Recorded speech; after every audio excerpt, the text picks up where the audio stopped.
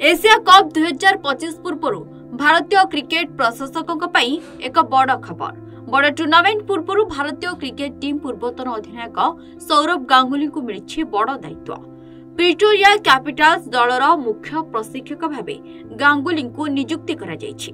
प्रथम थर पई से मुख्य कोच रोल ले नजर आसिबे। दीर्घ 12 वर्ष अपेक्षा परे से एबे कोच भूमिका रे पाद दिछन्ति। वर्तमान गांगुली को दक्षिण अफ्रिकार टी20 लीग SA20 आगामी सीजन पाई तांको नियुक्त करा जायछि। एही दल आईपीएल फ्रांचाइज दिल्ली कैपिटल्स रो एक सहयोगी दल।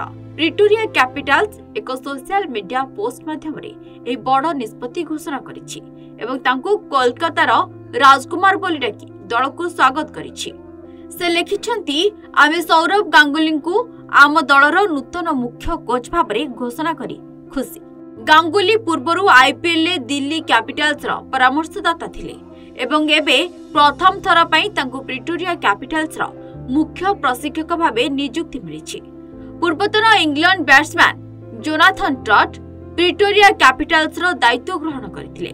ट्रट पद छाड़िबा परे गांगुली को नियुक्ति दिया जायछि। गत सीजन ने ट्रट को कोच कार्यकाल समय दलर प्रदर्शन बहुत निराशजनक थिला।